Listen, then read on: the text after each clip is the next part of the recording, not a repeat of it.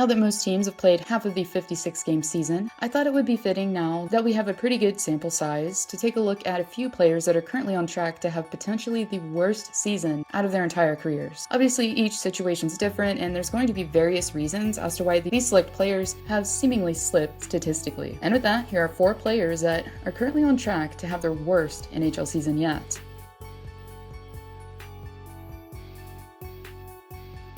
For the past couple seasons, we've witnessed the emergence of former second-round pick Carter Hart, or should I say Catahat, take place in Philly, as the netminder was thought to have been the answer between the pipes that the Flyers were searching for season upon season. And really, for his first 2 campaigns, number 79 dazzled and impressed spectators, as he was able to record decently good numbers with a combined .915 save percentage and a 2.59 goals against average, which isn't going to top greats such as Andrei Vasilevsky or Connor Hellebuck, but for a young goaltender who was still in his early 20s at the time, it was pretty remarkable, in my opinion, to say the least, as goaltenders typically take more time to become seasoned enough playing elsewhere before making their NHL debuts. But for Hart, after shining in Philly last postseason, he hasn't been on his A game now for quite some time, as a goaltender out of all attendees who have played 10 games or more, ranks 3rd from the bottom currently in save percentage, with a .880 and in goals against average as well, with a 3.75. While it's definitely not all on him, as is usually the case, the team as a whole has been poor defensively, but for the most part, this is largely the roster that was on ice last season. Although I would argue that the loss of Matt Niskanen has hurt their blue line more than the team would probably like to admit. And in result, Hart has been hung out to dry more times than he'd like to have been, I'm sure. But if you watch his recent play, you'll be able to realize that he truly doesn't seem like himself.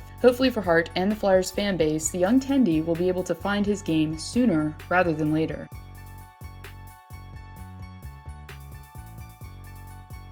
Well, if there's anyone who couldn't have been more happier with the Ralph Krueger firing, in my mind, it's Jeff Skinner. As a forward who came in from Carolina with purpose to aid Jack Eichel offensively, was consistently finding himself further and further from a first-line position, as the previous 40-goal scorer has been forced to embrace a penalty-killing role on the 4th line for the majority of the season thus far. In result, while Skinner's minutes have dwindled, unfortunately, so has his offensive production, by a landslide. As a forward who's registered 63 points on 3 different occasions throughout his career, is currently on pace to record less than 10 points. Skinner, who currently has 2 goals and 1 assist after 25 games played, has to be more than hopeful that his newest bench boss in Saberland won't try and intentionally bury him on the 4th line for no apparent reason.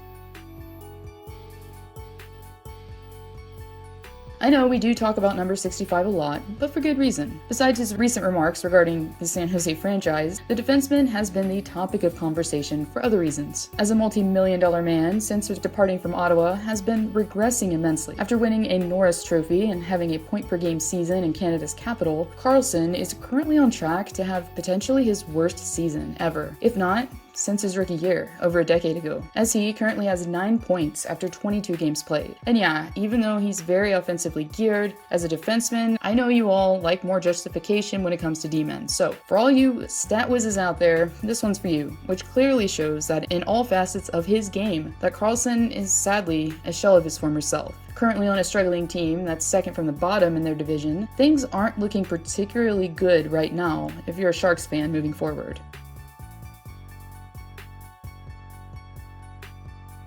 And lastly, we move on to the curious case of Max Domi, who was brought in from Montreal to potentially be a top center. And especially following the Pierre-Luc Dubois departure from Columbus, the Jackets needed that role to naturally be filled. But unfortunately for Domi, who does his best work in the O-zone on wing, has struggled to acclimate and has since been moved down to a bottom 6 position. Currently with 11 points and 30 games played, the forward is far removed from his remarkable 2018-19 season, where he was able to notch an impressive 72 points in a full season's play. For number 16 though, similarly to Skinner, he's been a victim more of circumstance, as GMs and coaches have tended to believe that Domi is most valuable at center, but rather, as I mentioned, he plays to his full potential when he's not given too much responsibility, and on wing instead. As for Domi though, who has a couple multi-point games in his last 5, could redeem himself. But even still, this season does have the potential to be his worst for very unfortunate reasons.